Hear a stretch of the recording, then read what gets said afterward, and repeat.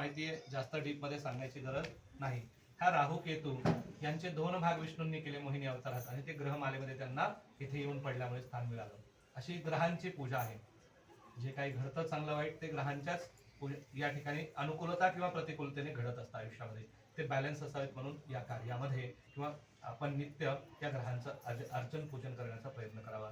इथे काही धान्य दिसत आहेत. घरी आपण या ठिकाणी पहिल्या खळे दळे वगैरे पद्धत होती की त्या ग्रहांची पीडा परिहार व्हावी म्हणून ते दिलं जायचं, धान्य दान दिलं जायचं. इथेही त्या ग्रहांच्या प्रीत्यर्थ दान द्यायचं आहे. त्यानंतर इथे महादेवांची पूजा आहे. ही सगळ्यांनी ऐकली आहे, माहिती आहे. जास्त डीप जायची यालाही गरज नाही पडणार. 100% सांगणार, थांबवू शकत नाही मी स्वतःला, कारण बरेच जण नवीन आहेत आणि यंग जनरेशन आहे, त्यांना माहितीच होणं गरजेचं आहे. हे शिवांचं पूजन, याला ईशान्य रुद्र असं म्हटलं जातं. रुद्रपूजन आहे का, तर दक्ष प्रजापती हे देवांचे इंद्र किंवा ज्येष्ठ होते. त्यांनी एकदा देवसभेमध्ये प्रवेश केला. त्यांच्यासाठी सगळ्यांनी मॉडर्न भाषेत सांगायचं तर स्टँडिंग ओवेशन दिलं, बरोबर आहे की नाही? तर दिलं, पण महादेव ध्यानस्थ असल्यामुळे उठले नाहीत. दक्ष प्रजापतींचा अपमान करणं त्यांचा अजिबात हेतू नव्हता, परंतु त्यांना तसं वाटलं की सर्वजण उठले पण महादेव उठले नाहीत.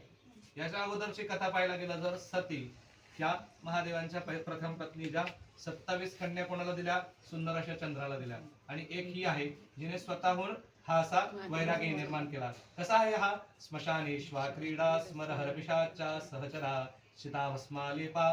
कसा आहे?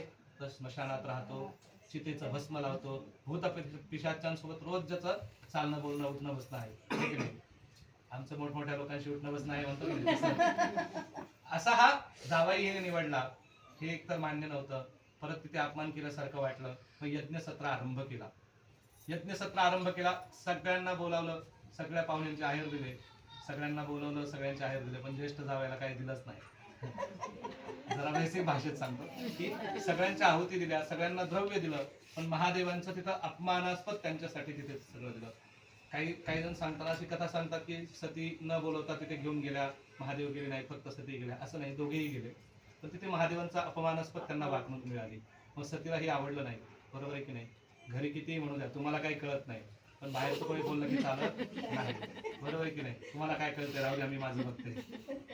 तिथे सतीला ते अपमान आवडला नाही. तिने स्वतःचा देहत्याग केला आणि मग नंतर हिमालयाची कन्या म्हणून, पार्वती म्हणून नंतर जन्माला आली.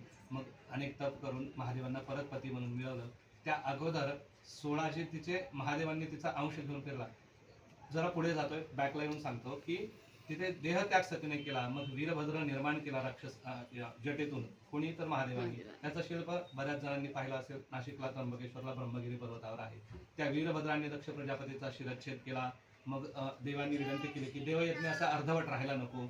मग इतर कोण आपल्याला, म्हणजे भूमीवरती तर यज्ञ परंपरा बंदच पडून जाईल, म्हणून मग या ठिकाणी त्याला बकऱ्याचं शिर महादेवांनी बसवलं दक्ष प्रजापतीला आणि परत जिवंत केलं. यज्ञ पूर्ण झाला. मग महादेवांना वरदान मिळालं की कुठल्याही यज्ञ कर्मामध्ये त्यांचं स्थान अटळ असेल.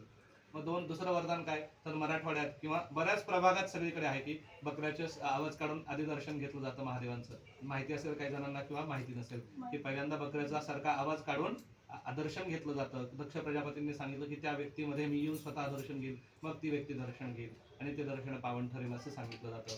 असं या ठिकाणी दक्ष प्रजापतींचा या ठिकाणी ते यज्ञ पूर्ण झाला. मग महादेव त्या सतीचा देह घेऊन फिरायला लागले. तिचे जे 16 अंश पडले तर त्या 16 मातृका, असं या ठिकाणी सतीचा अंश घेऊन फिरायला लागले. ते देह फिरत असताना 16 मातृका निर्माण झाल्या. त्या 16 मातृका निर्माण झाल्या, यज्ञकर्म पूर्ण झालं आणि त्यांना इथे ते स्थान मिळालं. अशी ही पीठाची या स्टोरी आहे, कथा आहे. त्याच्यानंतर पुढे जाऊन आपण काय करणार आहोत, तर आजच्या कार्याचा मूळ गाभा म्हणजे किंवा शेवट ज्याच्याकडे जातो आपण तो यज्ञकर्म. यज्ञ करून आहुती देत असतो आपण देवतांना. यज्ञकर्म काय करावे, भगवद्गीता वाचली असेल त्यांनी सांगितलं. अण्णा समजेल त्यांना की काय आहे यज्ञकर्म का केले जाते. नुसतं स्वाहा स्वाहा म्हणायचं, आहुती द्यायची, जेवण करायचं आणि कार्य संपवायचं, नो.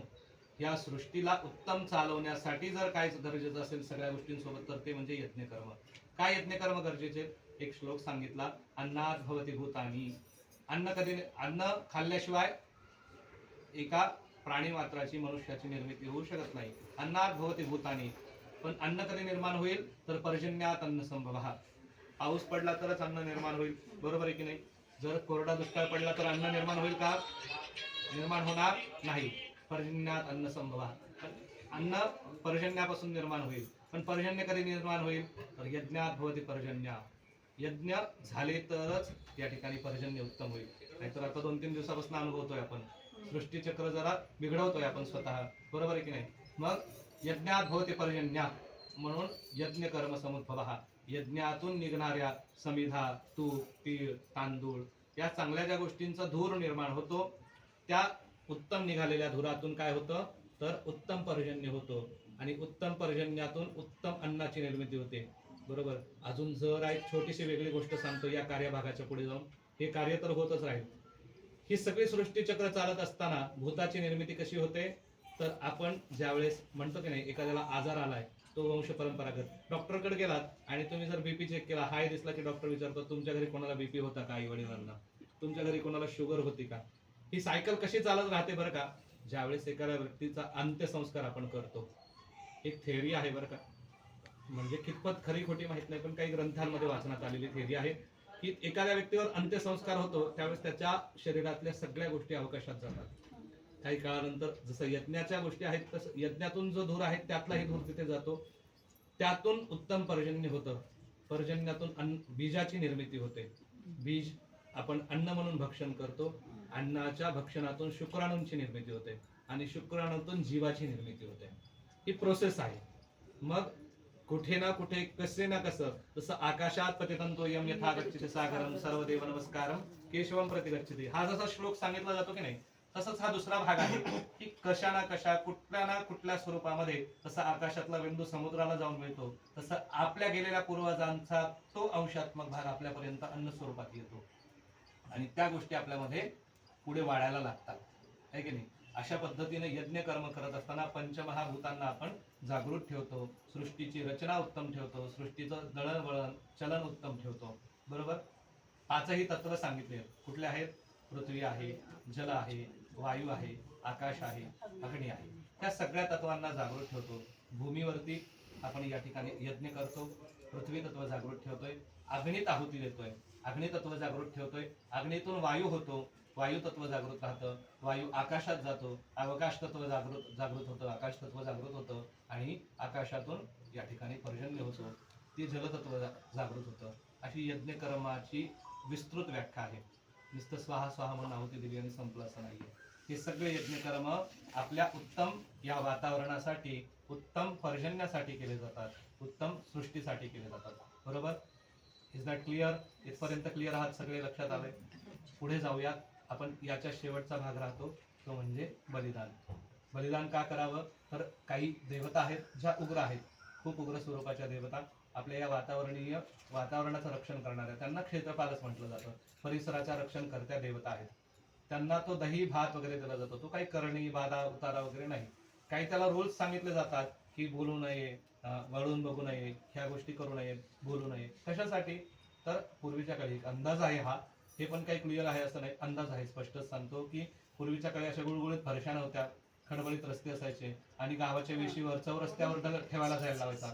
तर पथामध्ये अंधार वगैरे असायचा, तर दिवस दिवस पूजा चालायच्या, तो दिवा असायचा त्या पथातला अंधारासाठी दूर करण्यासाठी वगैरे, किंवा आकर्षण करण्यासाठी. हळद लागल्यावर आपण फिरू नये म्हणतो की नाही, आकर्षणासाठी. त्यानंतर बोलू नये का? तर आपण बोलल्यानंतर तुमकी वगैरे जर पडली तर तो देवांचा नैवेद्य उष्टा होईल. त्यानंतर पुढे काय? वळून बघू नये, ठेच लागली पडलं तर सगळंच सांडून जाईल, तुम्ही सांडाल स्वतः, यासाठी वळून बघू नये. त्यानंतर शेवटचा पार्ट नाही देतो काय? दही भात उडीद हळद हे सगळं द्रव्य टाकलंय. ह्याच्यातलं काही उग्र आहे का? कांदा लसणासारखं, नॉनव्हेज सारखं नाही, सगळं सात्विक आहे. कर्ड राईस सगळ्यात सात्विक अन्न, ते देवताला त्या देतो आपण. त्या देवता कशा आहेत? उग्र आहेत. मग त्या काय होतील ते अन्न ग्रहण करून? सौम्या भवंतु तृप्ताश्च, सौम्या भवंतु तृप्ताश्च, सौम्य होतील, तृप्त होतील आणि काय करतील? भूतप्रेता सुखावहा, भूतप्रेतादी वाईट शक्तींपासून आपलं रक्षण करतील, यासाठी ते या ठिकाणी आपण बाहेर ठेवतो नैवेद्य, बरोबर? अशी सगळी पूजा आहे. त्या पूर्णाहुती होईल त्याच्यानंतर, म्हणजे कार्याला कुठेतरी आल्यानंतर विश्राम असावा, यासाठी कार्य संपत त्यावेळेस त्या ठिकाणी पूर्णाहुती होईल, वसोधारा होईल. अशी सगळी पूजा आपण या ठिकाणी आज परफॉर्म करणार आहोत. अजून बरीचशी शिल्लक आहे. तुमचा खूप जास्त वेळ घेतला, परंतु एक इच्छा होती किंवा असं आहे की तुम्हाला गुरुजींकडून अपेक्षा असते की नुसतं एवढं मोठं पूजन मांडलंय आणि काय करतायत काय नाही, बाकीचे सगळे आपलं येत आहेत फिरतायत आणि कोणाला काही कळत नाही, असं नको व्हायला. नुसतं दिसायला सुंदर नको, असणं सुंदर गरजेचं आहे. बरोबर आहे की नाही?